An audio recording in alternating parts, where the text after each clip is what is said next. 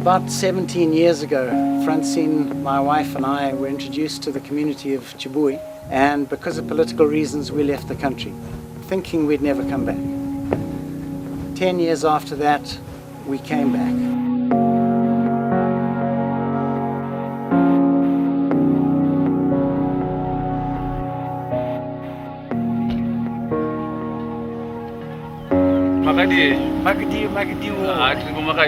We formed a trust. We called it Rock for All Ages because it was for all the ages, from the old to the young. The three main objectives was, one, to try and get the farming community back on track, to become a viable farming community again.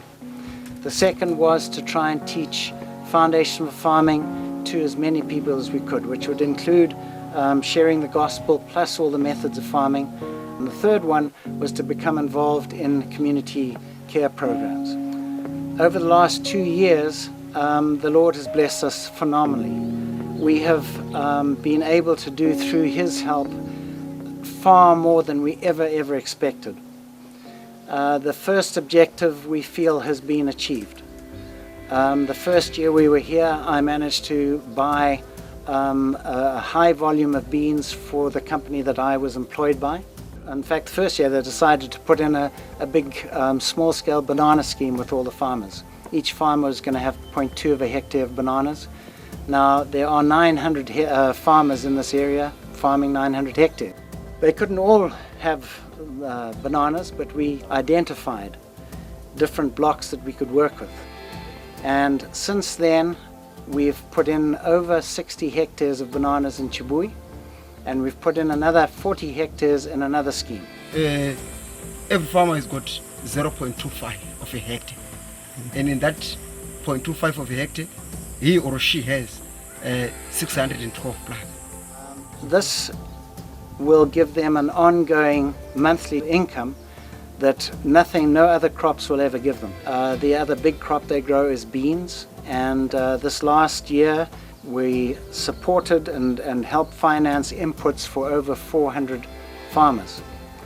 So they're back now into being a vibrant community. They have money, things are going well for them.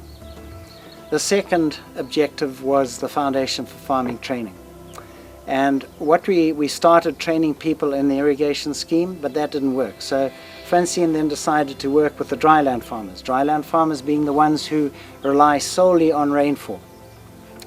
This is an area that it's a region 5, which means it is very dry, very sparsely populated, and has minimal rainfall. She selected 12 farmers, men and women from this area, and they were sent up to Westgate and Harare to be trained on a 3.5 or 3-month training. We sort of nicknamed them the disciples. And they came back to the community, and they've been working within the community as a group. And the results from that has been absolutely staggering as well. They've had more rain than they ever thought they would have. The negative side, of course, is there's been a lot of erosion, but on the positive side, that soil now is saturated. The one person, the handy who we spoke to, last year he got, I think, 27 bags of sorghum from his fields. He's expecting over 40 this year.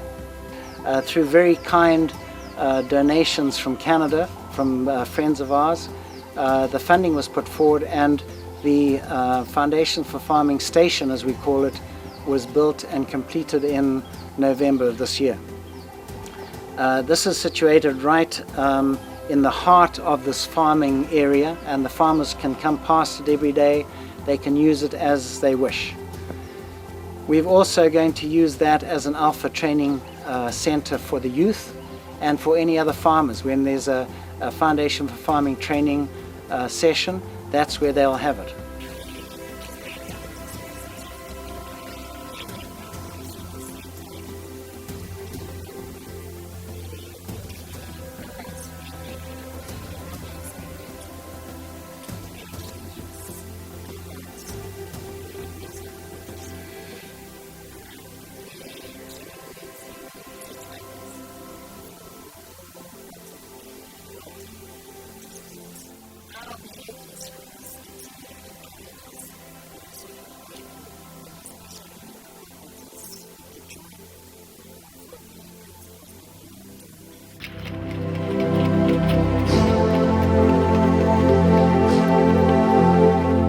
now focusing on the youth in this area.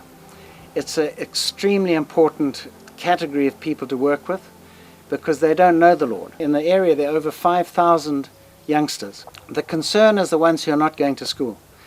They either are now getting into trouble in town because the town itself is so affluent. The bars are flourishing as these things unfortunately happen, and these kids are starting to get into trouble. On top of that, right across the river from us here is a huge wildlife conservancy. And what these youngsters are doing are they're going over there with dogs and they're poaching. They're trying to kill animals and come back and sell the meat here. The law in Zimbabwe says that if somebody is caught poaching, they get a lifelong term in jail. So these youngsters who are probably 12 to 15 years old are going over there and they're risking a life jail term. So we are trying to now establish something here that can accommodate these youngsters. Part of our community development program involves an internet cafe that we've built in or put together in Zimbabwe. This was to benefit the whole community, and it's something that is very unique for this part of the world.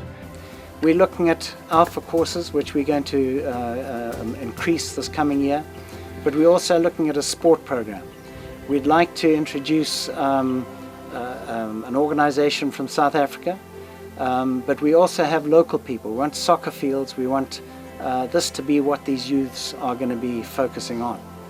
And so this is our dream, and we know that the Lord He's blessing us abundantly. We are so overwhelmed by what He's done for us and for this community over the last 2 years. We never dreamt we'd get anywhere near that.